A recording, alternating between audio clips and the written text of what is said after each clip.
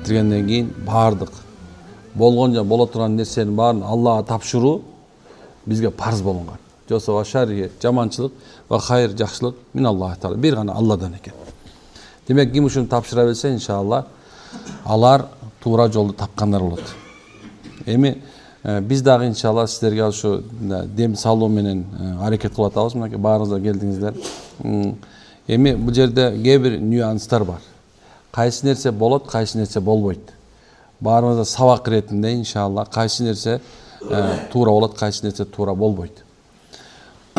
Эми биринчиден айта турганыбыз пайгамбарыбыз саллаллаху алейхи вассалам өзү бизге өкүм кылып Куран менен daarлагыла, Куран менен daarлангыла деген.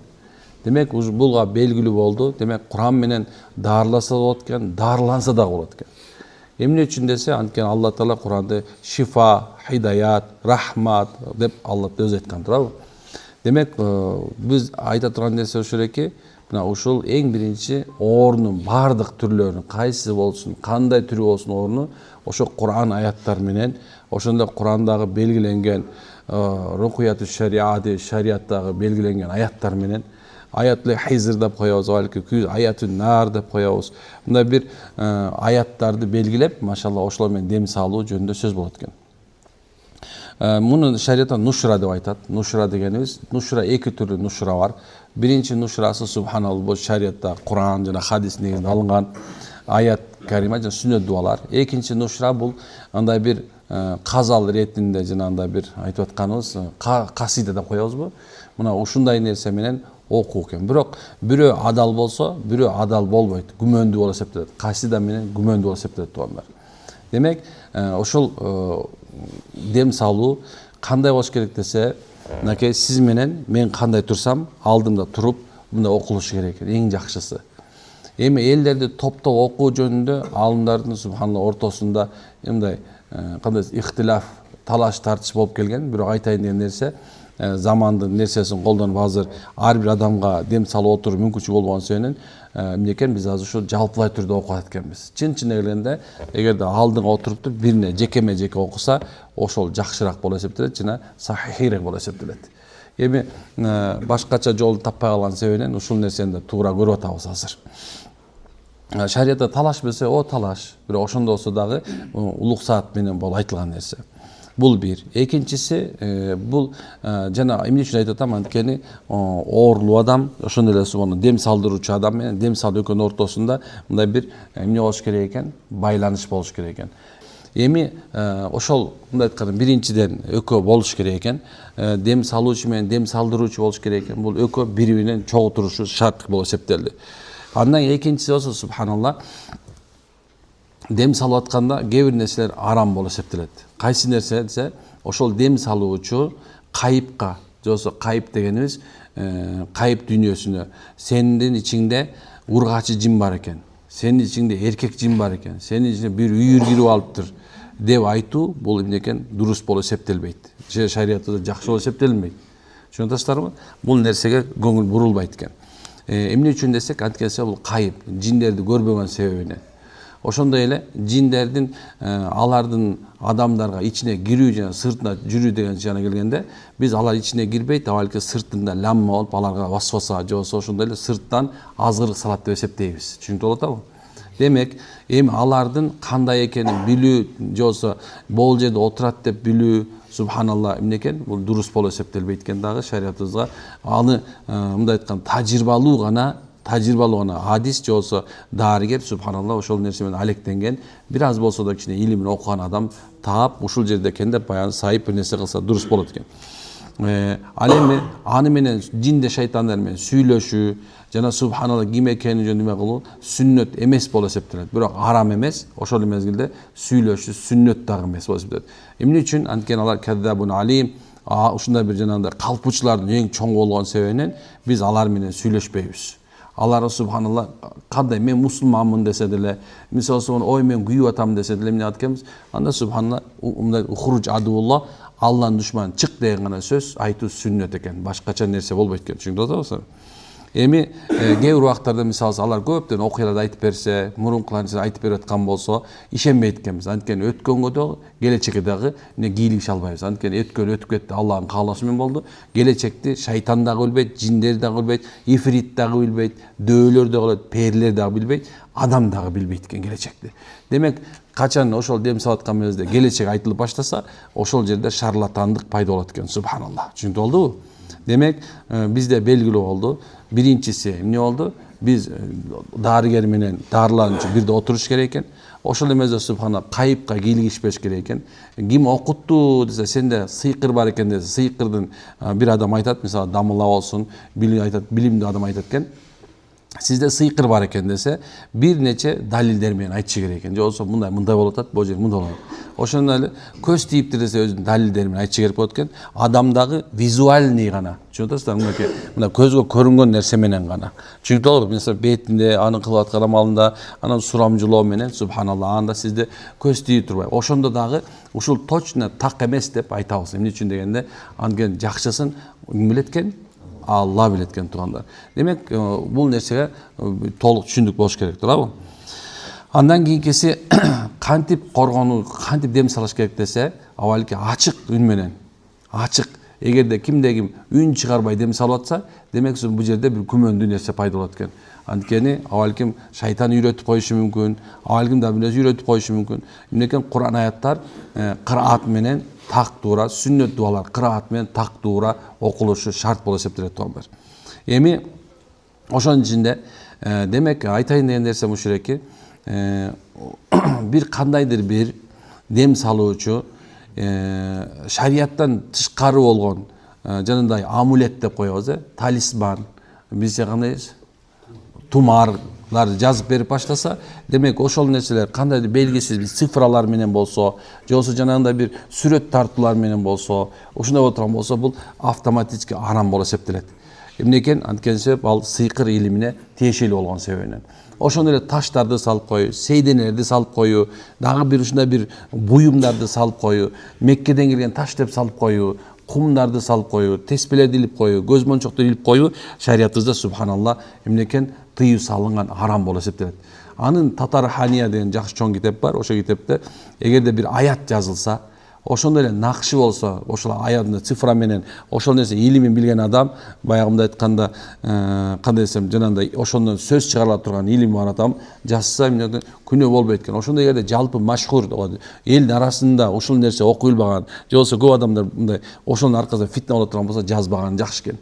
Кимдерге тумар такса болот десе, биз айтабыз, жанагындай бир көз тийүүдөн, ошо менен жин шайтандын азгырыгынан, ошо сыйкырчынын сыйкырынан мындай кутула албай, көптөн кыйналып аткан болсо, бир ошолорго аят карималарды жазып илсе болот деп айтабыз. Фатиха, Аятул Күрсү, Курандын ичинде, же болсо Калам сүрөсүнүн мисалы 52-53 аятты коет. Ушундай аяттарды жазып илип кое турган болсо, зыяны жок болот. Эмне үчүн дегенде, ал белгилүү болгон себебинен. Ошондо дагы субханекен бир нече убакытка чейин, качан ошондон кутулуп кеткенге чейин, ошондой эле кичинекей бала, жанакындай бир тили билбейт, окуганды билбейт, мына ошол окуганга чейин, же болсо ошону жаттаганга чейин, эмнекен ошону илип койсо, шариятыбызда уруксат экен. Бирок андан башка жанагындай таш, баш нерселерди, ошол эмеде дагы бир нерсе айтып коюш керек. Ошол тумарга бир нерсени кылып туруп баланча миң сом, баланча миң доллар деп сата турган болсо, дагы бул арам иш кылган болуп эсептелет, субханалла. Анткени белгисиз кайып нерсени эмне кылган себебинен экен? Жанагындай бир саткан себебинен. Бул көп убакыттарда адашуунун жолу көп. Биз мындай акыйдабызга ишенимде, эгерде кимде мен тумарым бар, мени сактайт десе, анда ал адам ширк кылган болуп эсептелет.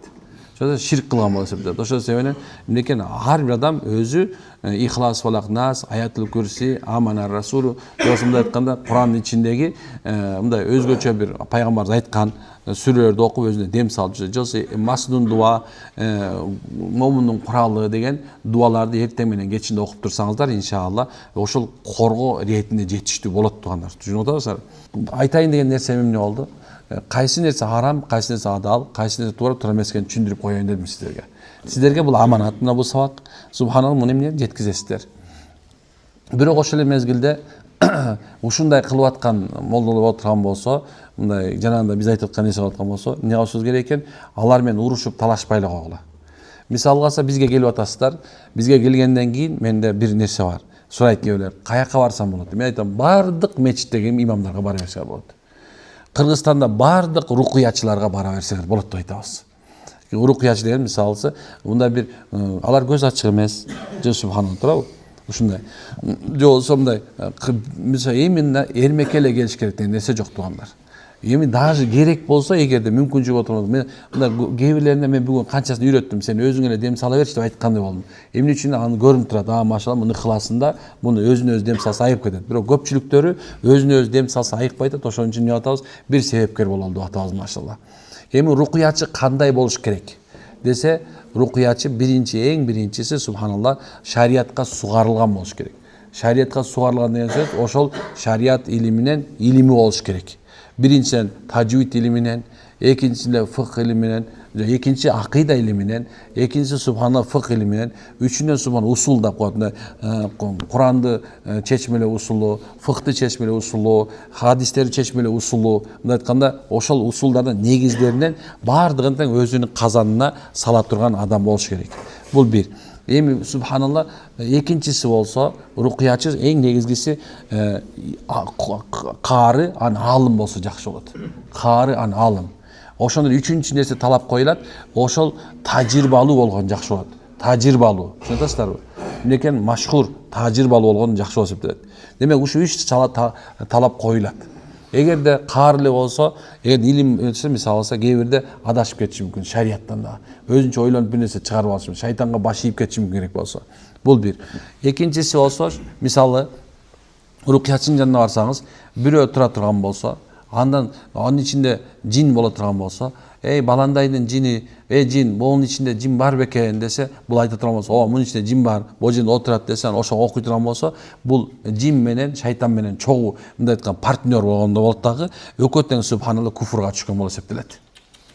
Ошол эле мезгилде субханалла, бул жерде бир жин турат, окуп атат, жин баягынын ичинен жанында болуп туруп бир илешкен нерсеси чыга калды. Анан баландай жанында турган адамдын ичинде жин барбы десе, ооба бар десе, каян отуруп десе, ошого ишенсе рукуячы адашат. Түшүнөсүздарбы? Демек бул жерде кичине тонкий нерселер бар. Ушул нерселерге көңүл буруш керек. Ачык нерсе бул. Анткени себеп эгерде ушул нерсе ачык болбосо, силер да өзүңөр да адашып кетесиңер. Ошол эле мезгилде шуурап коюу жакшы эмес.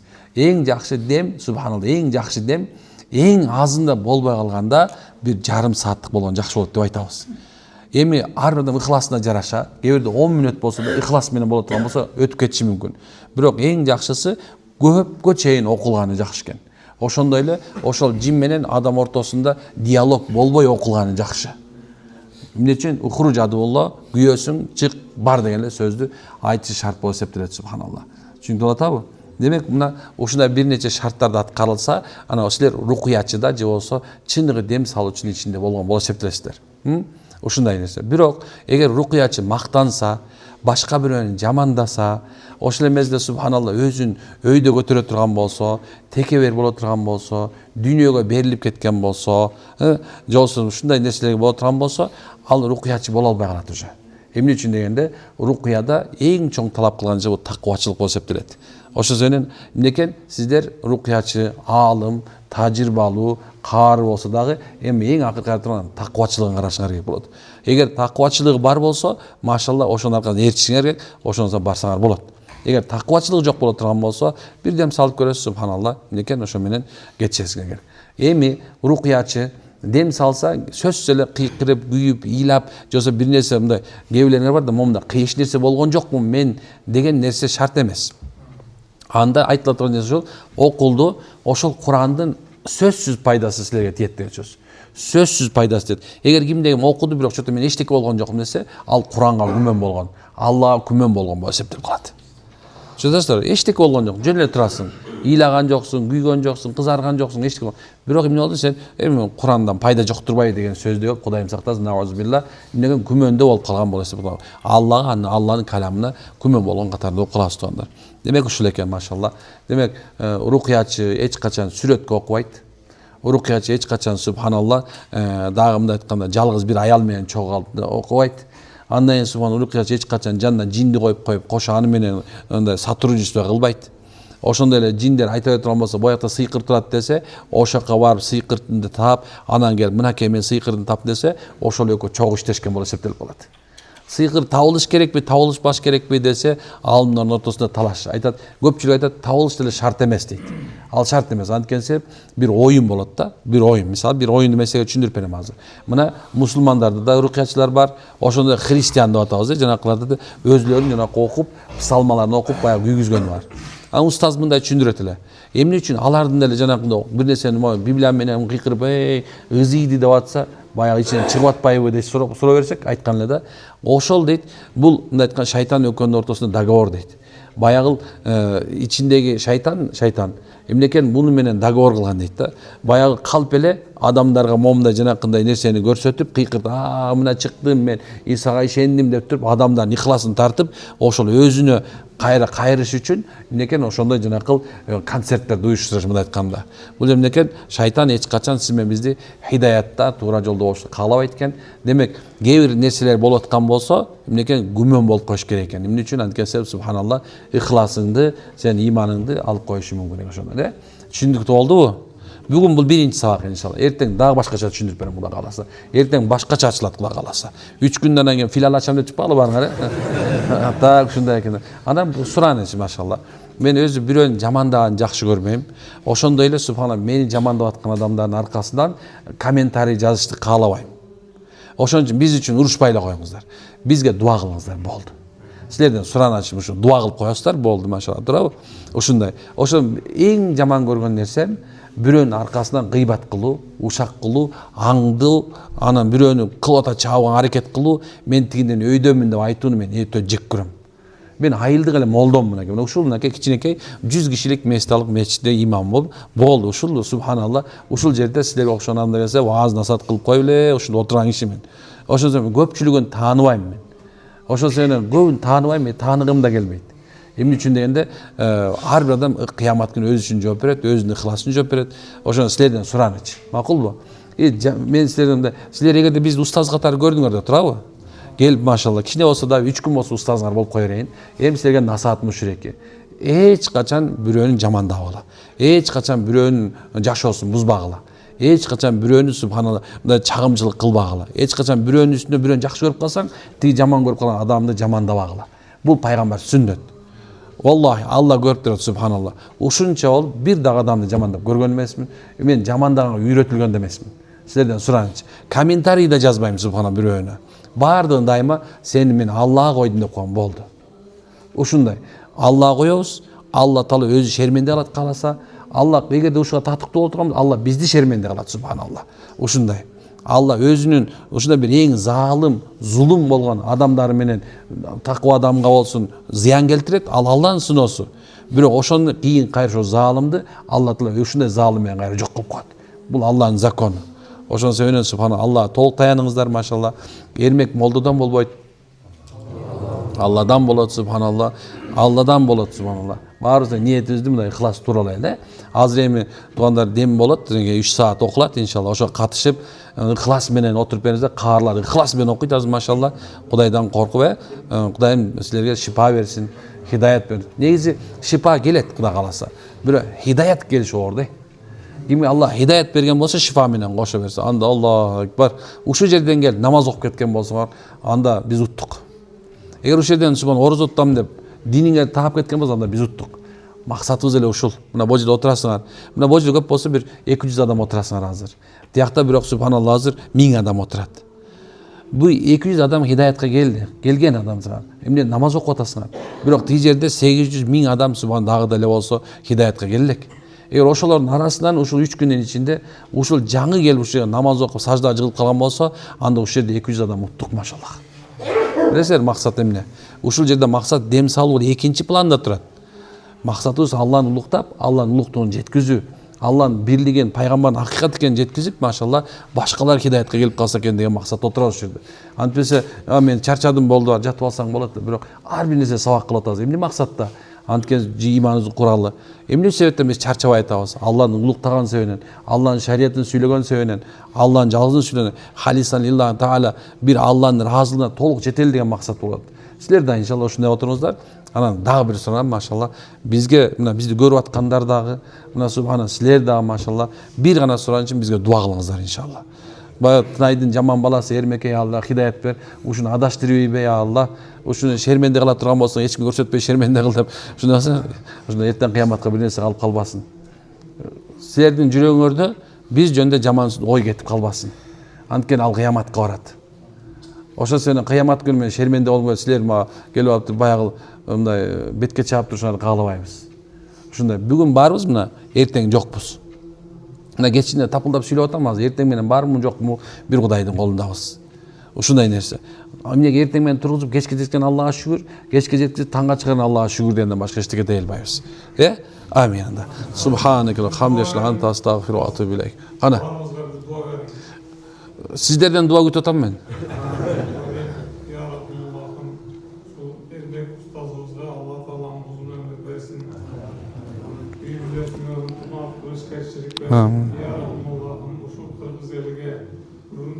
Adamların menetlerine şifa vermeden çok kişinin ömrüne Allah Teala bereket verir. Birbirine öteçiler, tamamçılık verir. Daim жақсылық жылы ola bilsin. Amin. Allah razı olsun maşallah.